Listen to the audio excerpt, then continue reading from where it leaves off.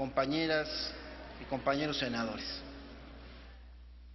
Es raro, aunque ciertamente gratificante, que en nuestra calidad de legisladores se nos presente la oportunidad de contribuir a la solución de conflictos sociales latentes y que a partir de nuestros buenos oficios podamos atacar problemas que exigen solución inmediata y que actualmente causan tensión y que son factor de descontento ciudadano.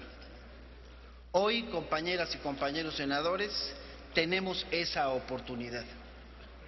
A través de la iniciativa que ahora vengo a poner a consideración de todos ustedes en nombre del senador Miguel Barbosa y por supuesto del mío propio, y que lo hago planteando que es con un sentido de urgencia por el tema que voy a plantearles, insisto que nosotros creo que podemos contribuir de manera clara y de manera determinante al aliento de miles de familias. Familias que han visto perdido su patrimonio por la actividad de defraudadores. Me refiero a decenas de miles de ciudadanos que actualmente no encuentran solución a una situación muy grave y que ha provocado que sientan su futuro truncado, a que sientan que no tienen posibilidades reales de levantar la cabeza y de continuar con sus vidas. Es para aliviar ese profundo dolor humano, para remediar en la medida de lo posible la injusticia de que han sido objeto, que ponemos a su consideración esta iniciativa con proyecto de decreto por el que se reforman diversas disposiciones de la ley de FIPAGO, ley que fue creada en el año 2000, producto precisamente de lo que sucedió en aquel entonces. Me refiero a una serie de actividades fraudulentas, de cajas de ahorro irregulares, en la que miles de mexicanos se vieron despojados de su patrimonio. La quiebra de estas instituciones causó, lo quiero recordar, graves estragos a la economía de familias y de regiones enteras, principalmente en estados como Veracruz, como Jalisco y como Oaxaca. Ese descontento social no se hizo esperar, haciéndose presente a través de protestas y de movilizaciones que exigían la pronta resolución, tanto en el resarcimiento de los daños como en el castigo a los culpables. Se trataba ni más ni menos de que habían perdido gran parte de su patrimonio familiar.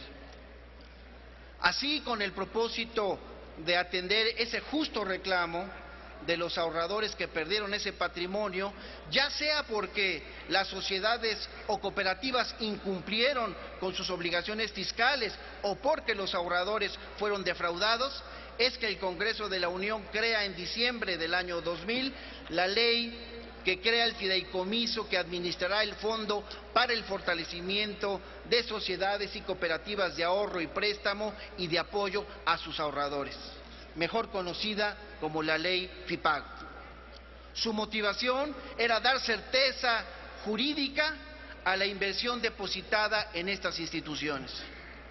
El patrimonio inicial del FIPAGO fue de 1.785 millones de pesos, cifra que se consideró en aquel entonces viable para resarcir el daño patrimonial causado a esos ahorradores. Sin embargo, compañeras y compañeros, la realidad superó los cálculos y esa cantidad fue rápidamente insuficiente.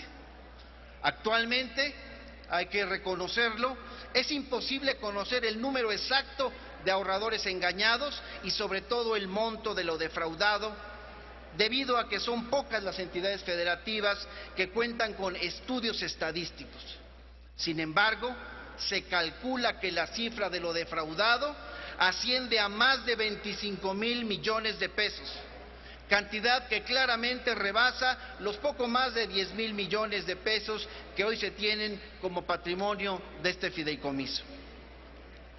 Y si bien es cierto que la creación de este fideicomiso resulta ser un alivio para muchos de estos ahorradores que consideraban perdido su patrimonio familiar, También lo es, y por eso lo traigo a colación, que en esta ley que crea el FIPAGO no se consideró la multiplicación que habría de las cajas de ahorro en las entidades federativas ampliadas bajo la figura de la prórroga condicionada, plazo que tuvieron dichas sociedades de crédito para tramitar su regularización ante la Comisión Nacional Bancaria y de Valores, de conformidad con el artículo 11º transitorio del decreto de la mencionada ley, reformada el 13 de agosto del 2009.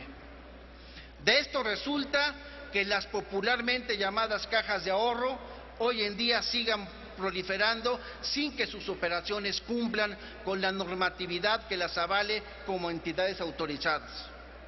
En ese sentido, el artículo 8 de la ley que hoy se propone reformar solo considera como entidades crediticias a las cajas que se constituyeron antes del 31 de diciembre del año 2002. Lo anterior significa que los ahorradores defraudados después de esa fecha no cuentan con la capacidad de recurrir al auxilio de este ordenamiento legal, quedando entonces en una situación de grave estado de indefensión y sin ningún mecanismo de resarcimiento a su alcance. La presente iniciativa, compañeras y compañeros, también propone que la reparación del daño causado a los ahorradores no se limite a una cantidad ajena a la realidad.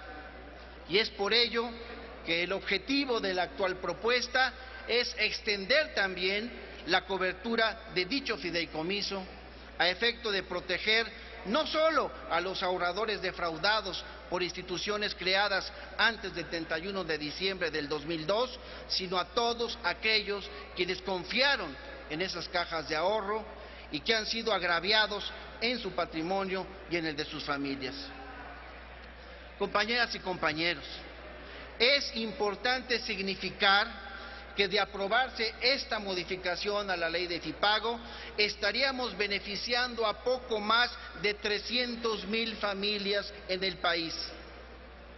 Por eso, como ven, este tema resulta, desde nuestro punto de vista, de la mayor relevancia en la agenda socioeconómica de México. No podemos obviar, por otra parte, que la actual redacción de la ley limita la capacidad del Estado para auxiliar a los ahorradores, muchos de los cuales perdieron su patrimonio debido a estas acciones fraudulentas. Por eso, compañeras y compañeros senadores, hoy debo decirlo, nuestros conciudadanos están clamando con justificación el socorro de las autoridades.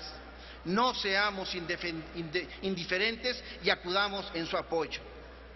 Por lo anteriormente expuesto, senador presidente, compañeras, compañeros, se somete a la consideración de esta soberanía la siguiente iniciativa con proyecto de decreto por el que se reforman los artículos 3º, 8º, 10º y 11 de la ley que crea el fideicomiso que administrará el Fondo para el Fortalecimiento de Sociedades y Cooperativas de Ahorro y Préstamo y de Apoyo a sus ahorradores.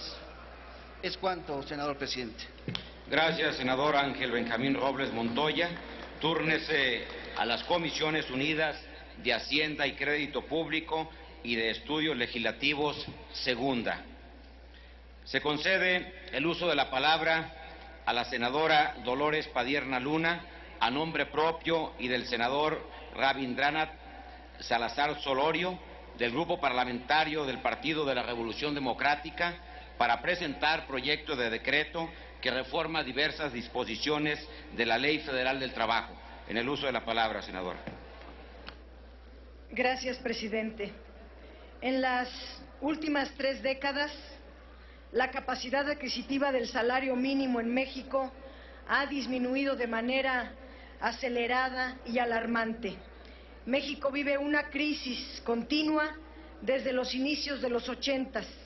Los salarios han entrado en una espiral decreciente que a la fecha nos coloca como uno de los países con los más bajos salarios del mundo. La desaceleración económica trajo además la desocupación y una gigantesca acumulación de mano de obra que repercute a su vez en los bajos salarios. En pocas palabras, hemos caído en un círculo vicioso del que no hemos logrado salir. las políticas salariales han sido adversas a la mayoría de las y los trabajadores. Los salarios mínimos están establecidos en la Constitución y en la Ley Federal del Trabajo, y ambas leyes ordenan que los salarios mínimos deberán ser suficientes para satisfacer las necesidades normales de una familia. En la Constitución también se estableció que los salarios mínimos fueran fijados por la Comisión Nacional de Salarios Mínimos, que es de carácter tripartita, integrada por trabajadores, patrones y gobierno. La Ley Federal del Trabajo, reglamentaria del 123 constitucional, en su artículo 90, establece también que los salarios mínimos deben ser suficientes para cubrir las necesidades de una familia, y también reconoce en su 94 la vigencia de la Comisión Nacional de Salarios Mínimos. En el capítulo 6, la Ley Federal del Trabajo establece atribuciones, la estructura y los métodos de trabajo, y menciona, entre muchos otros, realizar investigaciones y estudios para determinar la situación económica del país, las variaciones en el costo de la vida por familia, las condiciones del mercado de trabajo, las estructuras salariales, el presupuesto indispensable que satisfaga las necesidades de la familia, etcétera, etcétera. Y determina también las condiciones de vida y de trabajo en el que viven las y los trabajadores con un salario mínimo. En 1963 se creó una Comisión Nacional y 111 comisiones regionales de los salarios mínimos. En 1986, el Congreso de la Unión aprobó establecer como objetivos de la Comisión Nacional de Salarios Mínimos fortalecer los salarios mínimos con base en las condiciones económicas y sociales del país, revisar los salarios mínimos profesionales para incluir o excluir profesiones y oficios, y además contribuir a elevar el nivel de vida de las y los trabajadores y abatir los niveles de pobreza, entre otros. Esta Comisión Nacional de Salarios Mínimos tiene una pesada estructura de 101 servidores públicos, y para este año 2012 se le asignó un presupuesto de 168 millones de pesos, cantidad con la que se podría duplicar el programa de empleo temporal que tiene asignados 187 millones para este año. Es obvio, es evidente que la Comisión no ha cumplido con sus objetivos, ya que el salario mínimo ha sufrido un deterioro constante mayor al 55%. El trabajo de esta comisión no se ha orientado bajo el mandato constitucional, sino a una negociación aparentemente política entre los trabajadores, patrones y gobierno, pero al final termina plegándose a los intereses gubernamentales de castigar los salarios, entre comillas, para evitar la inflación. También se pliegan al interés de los patrones de abatir sus costos de producción, dejando los intereses de las y los trabajadores al último lugar. No se necesita este aparato burocrático tan costoso y tan pesado para tan pingües resultados. La política salarial aplicada ha sido un constante deterioro de las condiciones de las y los trabajadores. Por otra parte, el INEGI y el Coneval establecen criterios para definir las líneas de bienestar y para medir la pobreza. Definen el valor de la canasta alimentaria por persona al mes, definen la canasta no alimentaria por persona al mes y la canasta de otros bienes y servicios básicos. Según los datos oficiales, el salario mínimo apenas cubre el 33% de la canasta básica, y según el Centro de Análisis Multidisciplinario de la UNAM, el salario ha perdido el 72% de su valor adquisitivo. En este sexenio, la pérdida del poder adquisitivo se ubica en 42%. Ante ello, senadoras y senadores, proponemos la disminución orgánica de la Comisión Nacional de Salarios Mínimos, eliminando el Consejo de Representantes, la Dirección Técnica y las comisiones consultivas para quedar como un organismo de carácter honorífico compuesto por 3 representaciones del Gobierno, 3 de los patrones y 3 de las y los trabajadores, que funcione en pleno y cuya principal facultad sea la definición de los salarios mínimos generales y profesionales. La presente iniciativa plantea el establecimiento de un salario mínimo en la República Mexicana, adoptando el que mejor se posee hasta hoy, que es el correspondiente a la zona A.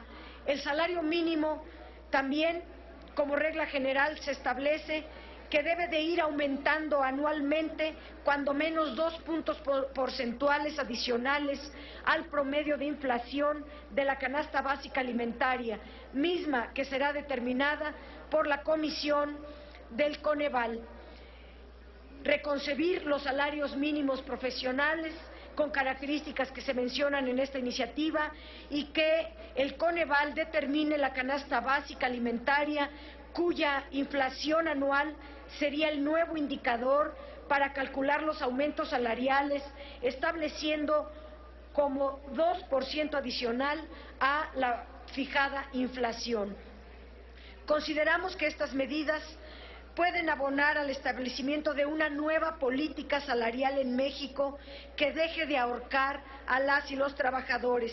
Resulta urgente definir esta nueva política salarial en el Estado mexicano, sobre todo en estas fechas en que esta misma soberanía, aquí se discute una propuesta regresiva que atropella los más elementales derechos de las y los trabajadores y que tiene por objeto asumir a México como un mero país maquilador con una mano de obra barata. Compañeras y compañeros, los derechos de las y los trabajadores no deben regatearse. Ojalá esta representación popular no traicione a la clase trabajadora. Quiero manifestar la firme oposición de mi partido a la reforma laboral patronal que está por votarse en este recinto. Agradezco a todas y todos ustedes su atención. Muchas gracias. Gracias, senadora Dolores Padierna Luna. Túrnese a las Comisiones Unidas de Trabajo y Previsión Social y de Estudios Legislativos, primera sección. A continuación, se le concede el uso de la palabra a la senadora Lorena Cuéllar Cisneros, a nombre del Grupo Parlamentario del Partido de la Revolución Democrática, para presentar, con aval del grupo, un proyecto de decreto que adiciona el segundo párrafo del artículo 3º constitucional. En el uso de la palabra.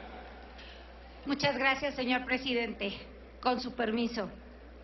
Suplico a la mesa directiva de este Senado de la República considerar el texto íntegro de la iniciativa motivada y fundada que presento cuando sea turnada a las comisiones correspondientes. Con gusto, señora senadora. Muchas gracias, señor presidente. Asimismo, considerar la adhesión a esta iniciativa a todos mis compañeros del Grupo Parlamentario del PRD, quienes amablemente así me lo han solicitado. Muchas gracias, compañeros senadores. Señoras senadoras y señores senadores, la reforma aquí propuesta nace de la sociedad civil. No tiene filiación partidista, credo o religión, no discrimina orígenes étnicos o nacionales, géneros, edad, discapacidad o capacidad, condiciones sociales de salud, opiniones, preferencias sexuales, estado civil o cualquier acción que atente contra la dignidad humana. La reforma es un imperativo urgente de la sociedad global para educar con principios universales. Todos los días nos damos cuenta que el comportamiento individual y colectivo de nuestra gente refleja una trágica ausencia de valores, de los que hoy más que nunca necesitamos urgentemente para vivir mejor. En los hogares, en las escuelas y entre quienes tienen la oportunidad de gobernar, hemos descuidado la educación de nuestros niños y jóvenes. Existen vínculos indisolubles entre las condiciones económicas que padece nuestro país y los efectos sociales negativos que estamos sufriendo. Pero también es cierto que el deterioro en nuestra calidad de vida se debe al descuido enorme que hay en la formación de valores de nuestra gente desde una temprana edad. Lo anterior adquiere síntomas alarmantes y eso es lo preocupante. Los riesgos a los que ahora están expuestos los escolares son tan grandes que en poco tiempo podríamos enfrentarnos a problemas de imposible solución. Podrían citarse numerosas cifras de evidencias los gravísimos problemas que actualmente enfrentan las escuelas de nuestro país. Pero son cifras dramáticas y alarmantes, pero la realidad supera cualquier gráfica o porcentaje. Por si fuera poco, lo anterior y con relación al tema en los últimos años, se subestimó en el sistema escolarizado nacional la enseñanza de valores y las normas de urbanidad como parte sustancial en la educación. Incluso llegó a eliminarse la materia de civismo. Ha llegado el día en que es necesario que desde las escuelas, de manera organizada y urgente, mediante el desarrollo de los respectivos planes y programas de estudio por expertos en la materia, se fortalezcan y se amplíen las enseñanzas sobre valores sustanciales y universales, como lo son, entre otros, el respeto a la legalidad, el rechazo a la violencia, el comportamiento honesto, la protección y mejoramiento del medio ambiente, la convicción de erradicar la corrupción y la impunidad como una forma de vida de nuestra sociedad, la participación democrática para que se comprenda que ésta no se agota con una sola acción de valor, de votar, la tolerancia hacia quien piensa diferente, la eliminación de conductas discriminatorias de cualquier tipo y la solidaridad con los que menos tienen. Necesitamos sembrar, fortalecer e incrementar valores a nuestros niños y jóvenes, no solo desde los hogares, sino desde las escuelas también, por medio del proceso enseñanza-aprendizaje. Debo decir que en algunos estados del país, como Puebla, ya han iniciado esfuerzos significativos para fortalecer la enseñanza de valores en las escuelas y cuyos resultados empiezan a ser evidentes. Además, es de importancia señalar que a pesar de que los valores universales están en boca de todos, en lo particular nadie realmente puede decir con precisión cuáles son y a qué se refieren.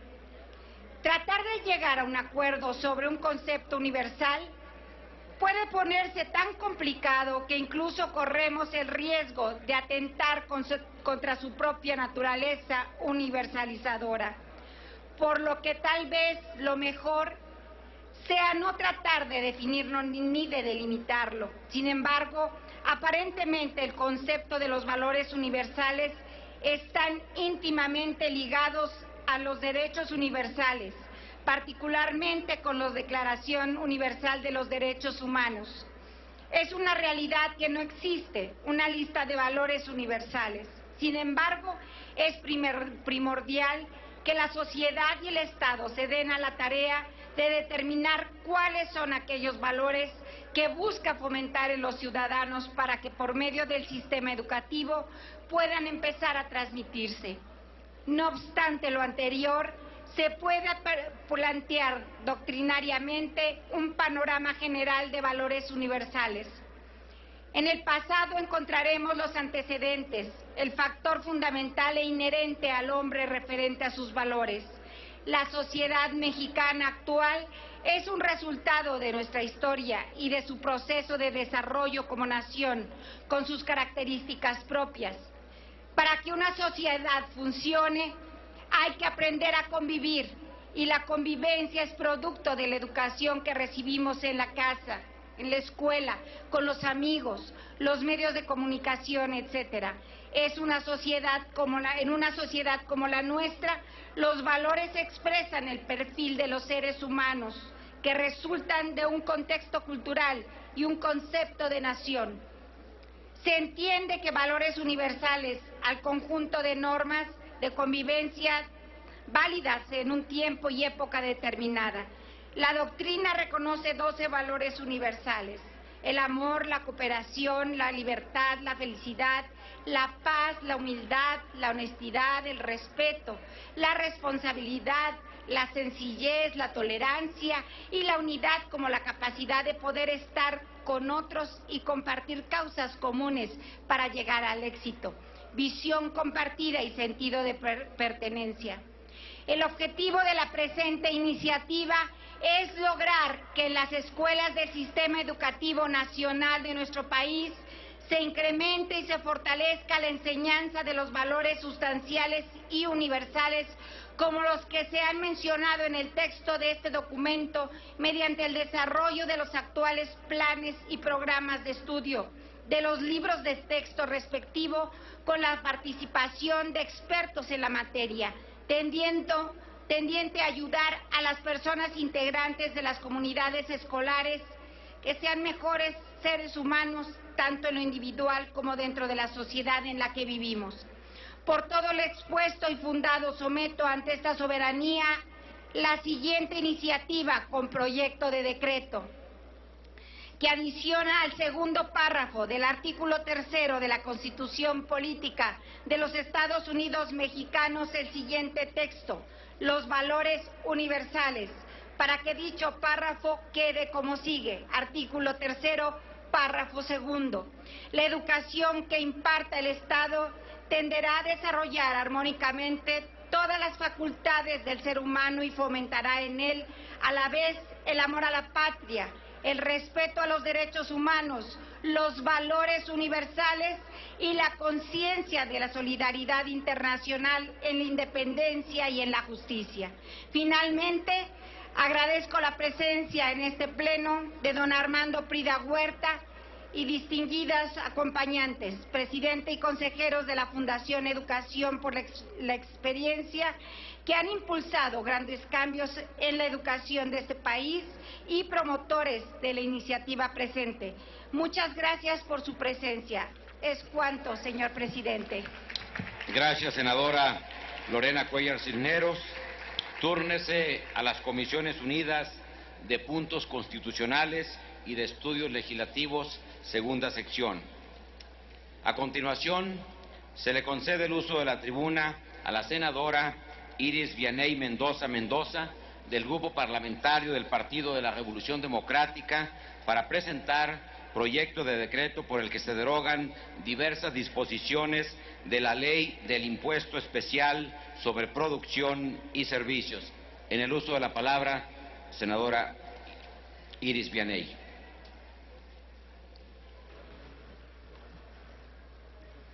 Gracias. Buenas tardes.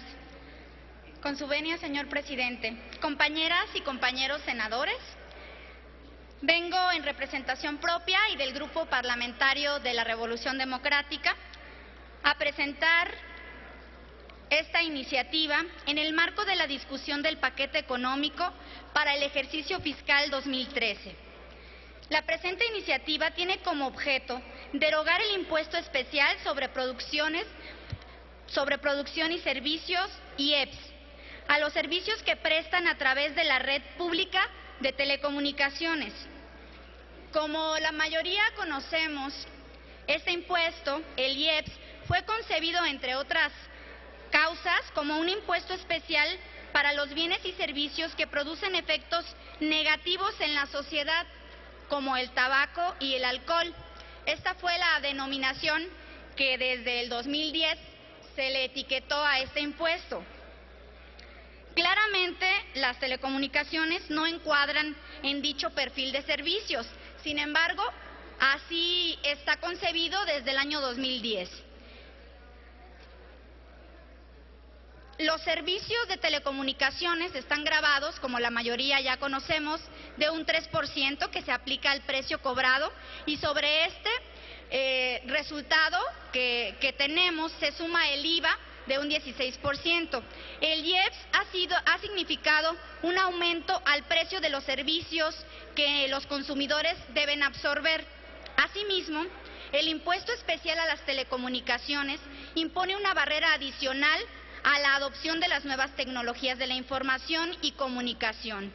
Esta dificultad adicional se da al existir una correlación directa entre los impuestos y el costo total de propiedad, lo cual incide en mayores precios para el consumidor, incrementa también los costos para los posibles nuevos competidores, lo que a su vez significa una menor competencia y menores inversiones en el desarrollo tecnológico, entre otros factores negativos que hoy estamos viendo en todo el país.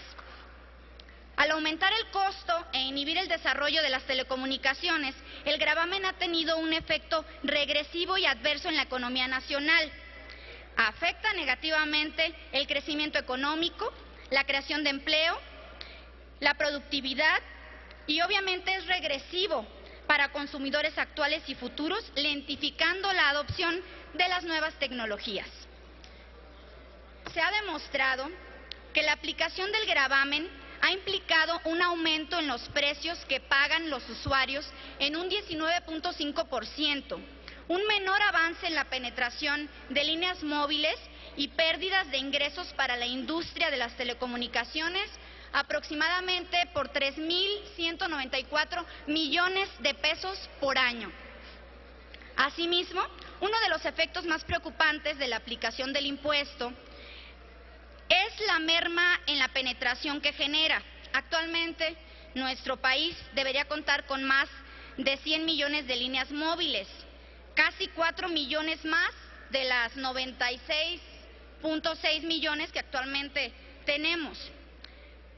Ese diferencial corresponde principalmente a niveles socioeconómicos bajos.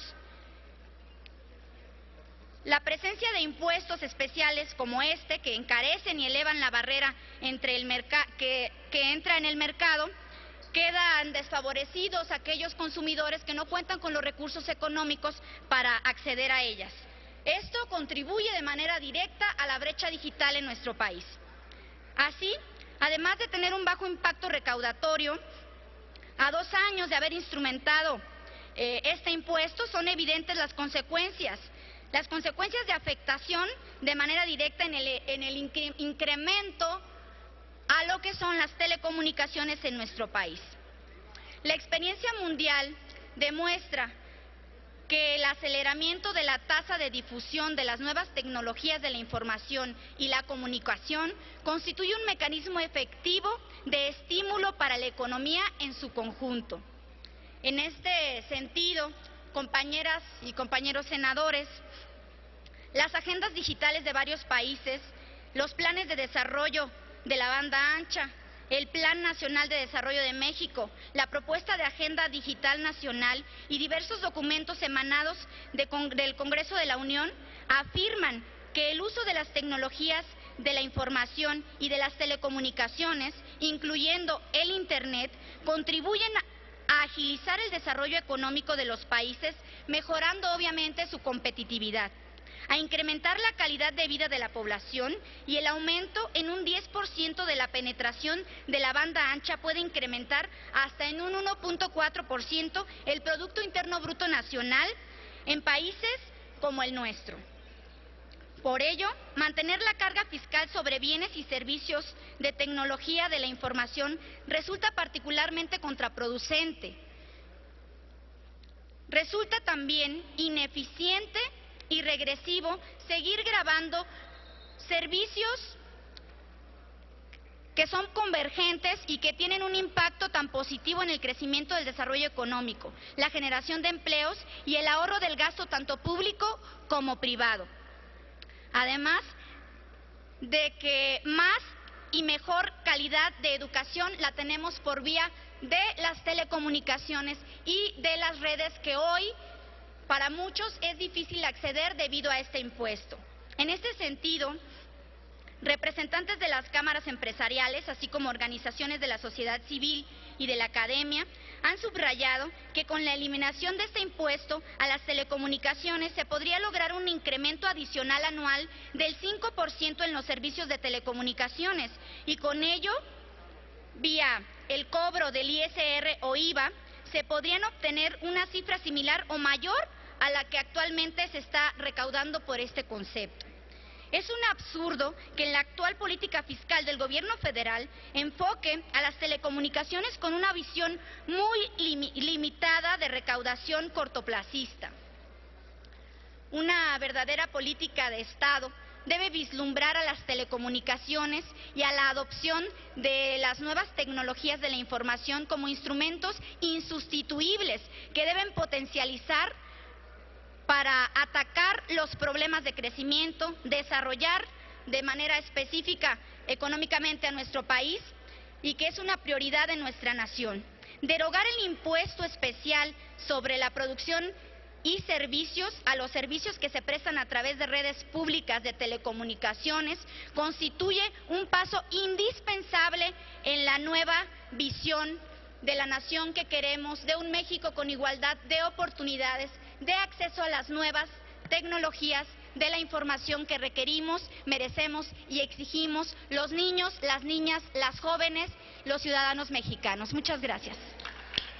Gracias, senadora Iris Vianey Mendoza. Túrnese a la Cámara de Diputados para los efectos que corresponda. Senador Lozano, ¿para qué sonido al escaño del senador Lozano? ¿Para qué asunto? Para solicitar a la senadora a ver si me permite sumarme a esta valiosa iniciativa. Estoy totalmente de acuerdo con ella. Senadora Iris, ¿acepta? Gracias. Aceptado. Pido a la Secretaría que tome nota de la solicitud del señor senador Javier Lozano. Gracias, senadora Iris. En otro apartado de nuestra agenda, el día de hoy tenemos la primera lectura de un dictamen de las Comisiones Unidas de Justicia, Gobernación y de Estudios Legislativos, segunda, con proyecto de decreto por el que se expide la Ley Federal para la prevención e identificación de operaciones con recursos de procedencia ilícita. Este dictamen se desprende de un proyecto iniciado en esta Cámara y que la colegisladora nos devolvió con modificaciones. Debido a que este documento se encuentra publicado en la Gaceta y con fundamento en lo dispuesto por el artículo 195 del reglamento de nuestra Cámara, es de primera lectura, por lo que pido a la Secretaría que consulte a la Asamblea en votación económica si se dispensa la segunda lectura del dictamen y se pone a discusión de inmediato. Consulto a la Asamblea en votación económica si autoriza que se dispense la segunda lectura del anterior dictamen. Quienes estén por la afirmativa, a favor de levantar la mano. Quienes estén por la negativa, a favor de levantar la mano. Sí se dispensa la segunda lectura, señor presidente. Muchas gracias, secretaria. Se concede el uso de la palabra al senador Roberto Gil Suart, presidente de la Comisión de Justicia, en términos de lo dispuesto por el artículo 196 del reglamento y hasta por 10 minutos.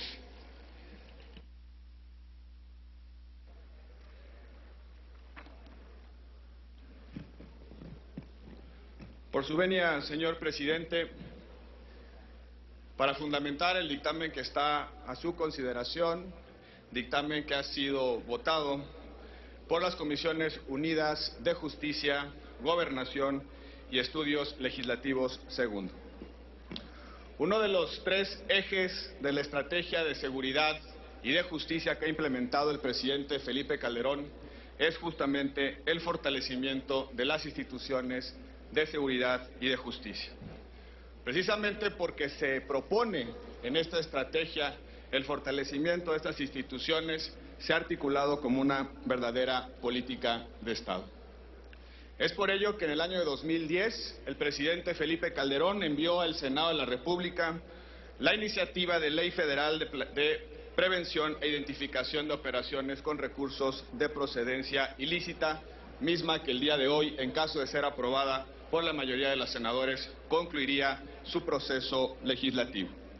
Ha sido un proceso de 2 años en el cual el Congreso de la Unión ha fortalecido, ha modificado, ha generado consensos para precisamente tener hoy en día una ley en contra del lavado de dinero.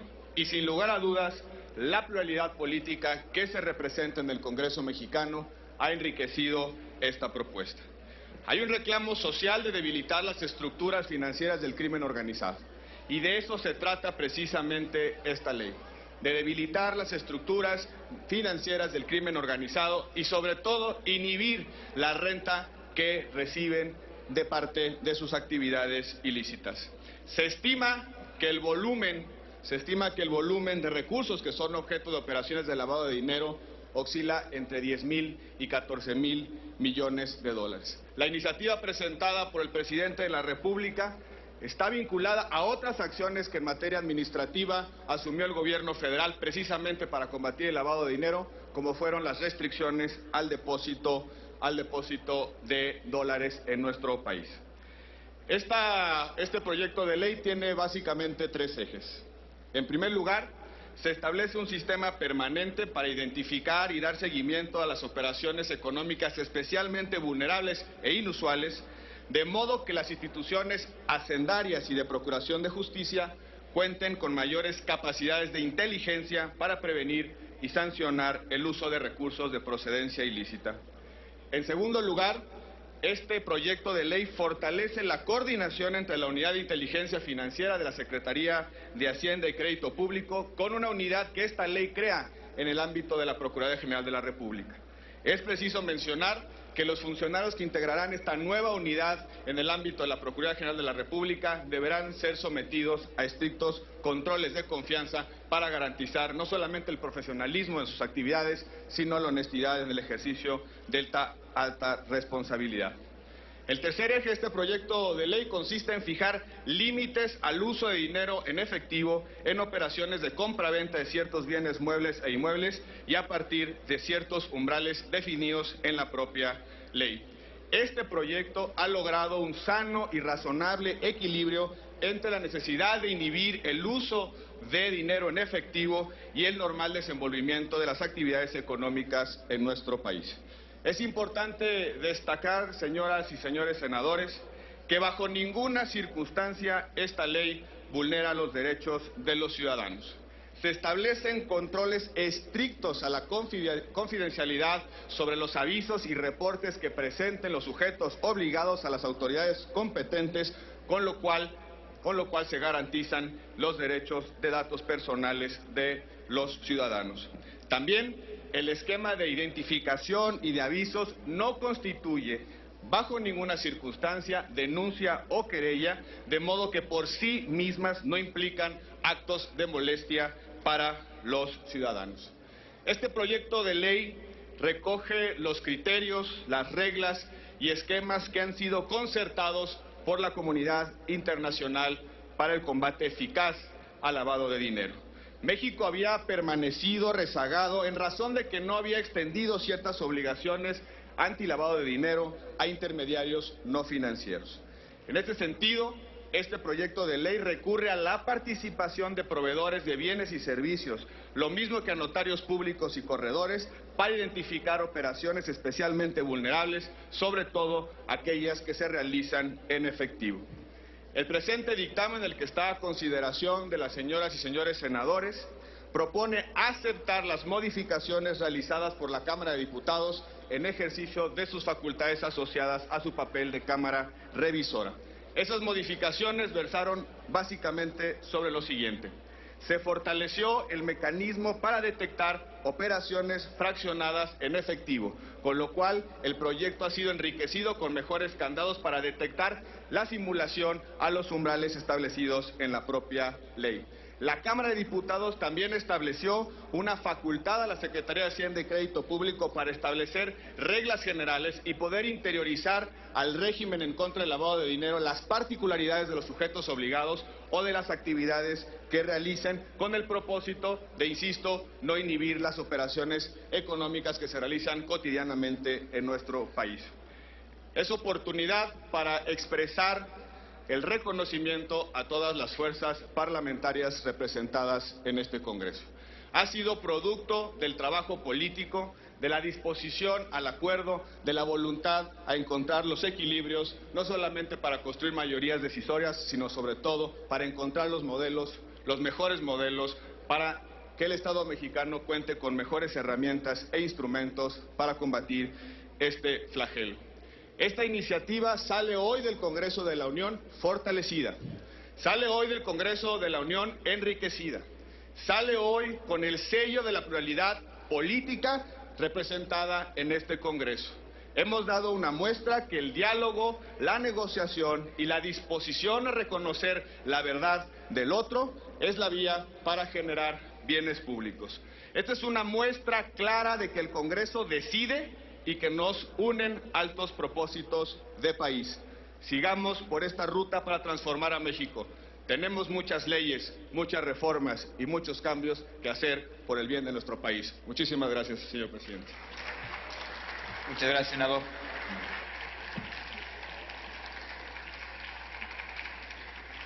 Se concede el uso de la palabra a la senadora Cristina Díaz Salazar, presidenta de la Comisión de Gobernación, en términos de lo dispuesto por el artículo 196 del reglamento, ya está por 10 minutos.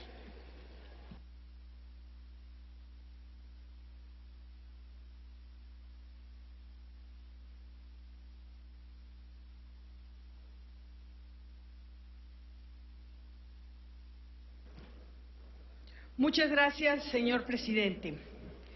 Compañeros senadores, la discusión y aprobación de esta ley es de una fundamental importancia. Según el estudio Lavado de Dinero, Indicadores y Acciones Binacionales, elaborado por el Centro de Estudios Sociales y de Opinión Pública de la Cámara de Diputados, abril del 2012, el lavado de dinero en el mundo podría representar entre 2 y 5% del Producto Interno Bruto global, con un costo monetario que se ubicaría en un rango de entre 500,000 millones y 1.5 billones de dólares. El Congreso, en Washington, señala que cada año entre 19,000 millones y 29,000 millones de dólares de ganancias ilícitas fluyen desde Estados Unidos hacia carteles del narcotráfico y otros grupos criminales en México. La aprobación de esta ley federal para la prevención e identificación de operaciones con recursos de procedencia ilícita no es un asunto menor, sino una tarea sustantiva de poder establecer herramientas jurídicas en contra del flagelo que hoy más aflige en este tiempo, la delincuencia organizada. Esta minuta es fundamental, pues nos ayuda a ir en contra de la columna vertebral y el sustento de las organizaciones criminales, sus bienes y sus recursos. Esta ley establece que la Procuraduría General de la República cuente con una unidad especializada en análisis financiero y que trabajará en coordinación con la Secretaría de Hacienda y Crédito Público, entre otras instituciones. Esto guarda un principio importantísimo y en el que hemos insistido: la seguridad pública no se puede concebir si no es con cooperación y la auxiliariedad. En ella se debe de acompañar las diversas y más vastas expresiones, tanto políticas como interinstitucionales, para investigar y perseguir los delitos de operaciones con recursos de procedencia ilícita. Según la DEA y la Secretaría de Hacienda y Crédito Público, a propósito del mismo estudio al que hacemos referencia, en la economía mexicana existe un excedente, así también, o de entre 9.2 y 10.2 mil millones de dólares, que al final del año no justifica una fuente legítima. En el Centro Nacional de Inteligencia sobre Narcóticos del Departamento de Estados Unidos de América, que estima que cerca de 39,000 millones de dólares se lavan afuera de sus fronteras de Estados Unidos. Acciones que desarrollan principalmente organizaciones de Colombia y México, siendo el nuestro el de mayor volumen. La misma organización reportó la entrada a México de 17,200 millones de dólares entre 2003 y 2004, y el Congreso en Washington, D.C. señala que entre 19,000 millones y 29,000 millones de dólares son ganancias ilícitas que fluyen y entran y se mueven en nuestro país anualmente sin que nadie señale nada. Es fundamental, compañeros senadores, golpear las finanzas de los criminales. Es necesario que nuestras fuerzas de seguridad puedan tener un andamiaje jurídico para proteger y perseguir estos ilícitos.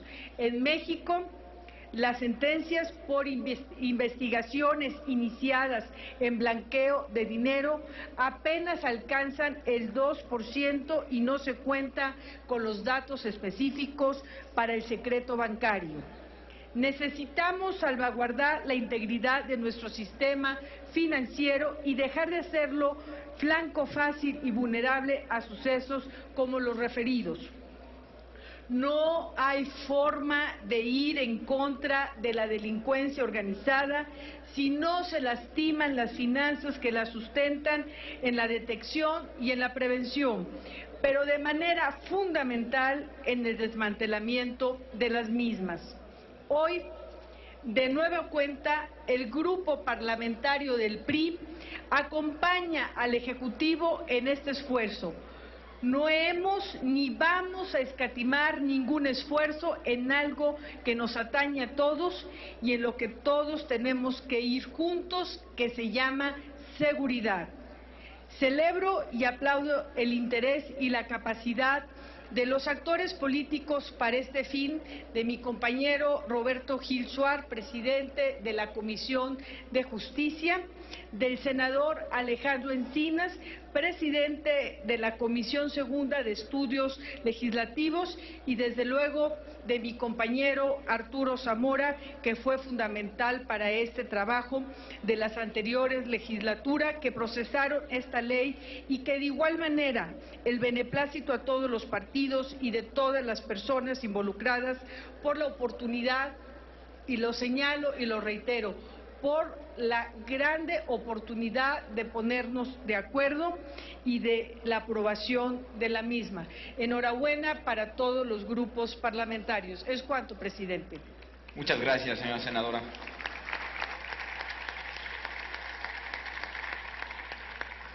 Se concede el uso de la palabra al senador Alejandro Encinas Rodríguez, presidente de la Comisión de Estudios Legislativos Segunda, en términos de lo dispuesto por el artículo 196 del reglamento. Ya está por 10 minutos.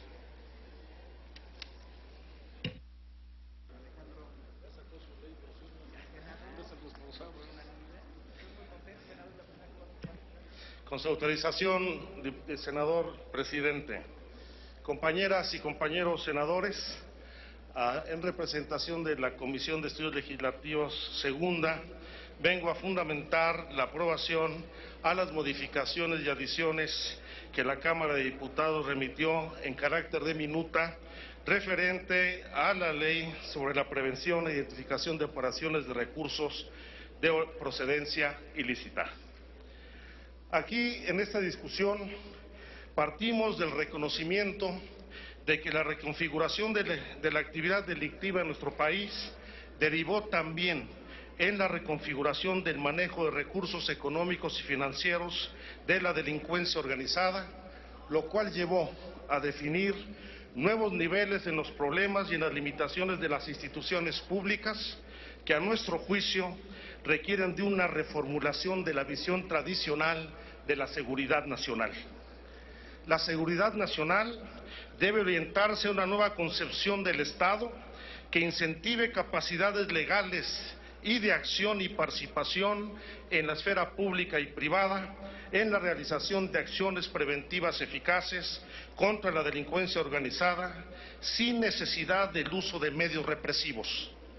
La seguridad nacional debe concebirse como el conjunto de condiciones y acciones no solo de defensa, sino también de carácter político, económico, social y cultural que garanticen la soberanía, la independencia y la promoción de los intereses de la nación mexicana y al mismo tiempo fortalezcan las capacidades institucionales del gobierno y de la sociedad para hacer frente a riesgos y amenazas que puedan vulnerar la existencia de la nación. El Estado mexicano debe garantizar la seguridad de sus ciudadanos y priorizar la protección de la vida y el patrimonio de las personas en relación a cualquier amenaza crítica como la que representa la delincuencia organizada. Por lo que mientras no se combata de manera eficaz el lavado de dinero y se desmantele el poder financiero y patrimonial de la delincuencia organizada, el problema de la violencia y el narcotráfico no desaparecerá en nuestro país. En México se han mencionado en distintos medios de comunicación y como lo han señalado aquí tanto el presidente de la Comisión de Justicia como la presidenta de la Comisión de Gobernación, los cárteles del narcotráfico habrán lavado más de 3 billones de pesos en los Estados Unidos y en México, lo que equivale al 82% del presupuesto de egresos de la Federación para este año. De acuerdo con estas estimaciones, cada cártel de la droga sería 15 veces más rentable que el Grupo Carso. Y al mismo tiempo, el Departamento de Estado de los Estados Unidos ha señalado que el sistema financiero en nuestro país es la principal fuente del blanqueo de capitales. Sin embargo, y de manera lamentable, entre el año 2007 y el 2011, la Unidad de Inteligencia Financiera de la Secretaría de Hacienda y Crédito Público solo denunció 197 casos de lavado en bancos ante la Procuraduría General de la República, con un porcentaje profundamente marginal respecto al volumen que representa el blanqueo de recursos en el sistema financiero de nuestro país. Por eso coincidimos en que debe aprobarse la minuta que envía la Cámara de Diputados, donde hubo varias valoraciones que corrigieron de fondo el proyecto original de la iniciativa. En primer lugar, se reestructuró el proyecto de ley para establecer que los reportes para dar aviso de operaciones susceptibles de ser realizadas por el crimen organizado fueran los mismos que señala cada uno de los cuerpos legales que integran la legislación financiera. Se amplió también el objeto de la ley para establecer que no solo se trata de medidas y procedimientos para prevenir y detectar actos u operaciones que involucren recursos de procedencia ilícita, sino que también para establecer los elementos para investigar y perseguir los delitos de operaciones con estos recursos, las estructuras financieras de las organizaciones delictivas y evitar el uso de los recursos para su financiamiento, así como para proteger la integridad de la economía nacional y del sistema financiero.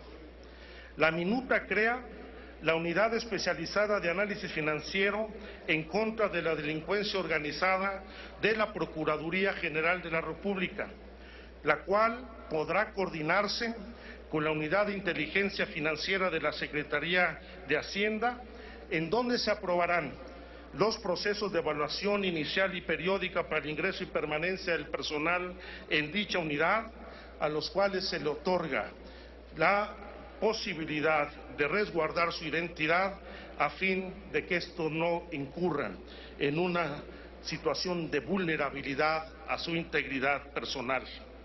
Se establece en el dictamen la obligación para que la Secretaría de Hacienda y la Procuraduría puedan contar con programas de capacitación y actualización y especialización permanentes en las materias de la presente ley en el ámbito de sus competencias. Y se modificó lo relativo a las entidades financieras, reconociendo que las actividades que realizan son vulnerables para ser utilizados en esquemas de lavado de dinero y por tanto deben ser sujetas a supervisión, como son las obligaciones de identificar y conocer a sus clientes y usuarios, así como de reportar determinadas operaciones ante la Secretaría de Hacienda a través de los órganos supervisores de la propia Secretaría, quienes continuarán siendo los responsables de sancionar las infracciones en las que incurran dichas entidades. En el dictamen se amplía el catálogo de las denominadas actividades vulnerables y se establecen como tales a las vinculadas a las prácticas de juegos con apuestas, concursos o sorteos, la emisión o comercialización habitual o profesional de tarjetas de servicios o de créditos no bancarias, así como los cheques de viajero y la prestación habitual o profesional de operaciones de mutuo, de garantía, de crédito o préstamo realizado por personas distintas a las entidades financieras, entre otras actividades que se consideran vulnerables. Con la aprobación de esta iniciativa, cerramos un proceso de debate legislativo que se extendió a lo largo de 2 años y que se dio de manera particular en la Cámara de Diputados en la legislatura anterior. Y con la aprobación de esta ley, ahora sí no hay pretexto para que la Procuraduría General de la República y la Secretaría de Hacienda actúen de manera coordinada en uno de los temas fundamentales para poder desmantelar las redes del narcotráfico y su enorme poder financiero y patrimonial. Por supuesto que estamos conscientes de que esta ley está sujeta a prueba todavía y conocemos la preocupación de algunos sectores de la economía, como la industria automotriz, la industria joyera, que han mostrado algunas reservas sobre los contenidos de la ley, pero estamos seguros que una vez que la ley entre en vigor y sea sometida a prueba, puede ser susceptible de algunos ajustes y correcciones. Pero lo importante hoy es dotar de los instrumentos que se requieren para garantizar una acción eficaz del gobierno mexicano en el desmantelamiento de la delincuencia organizada. Muchas gracias. Muchas gracias, señor senador. Pasamos a la exposición de posicionamientos de grupos parlamentarios.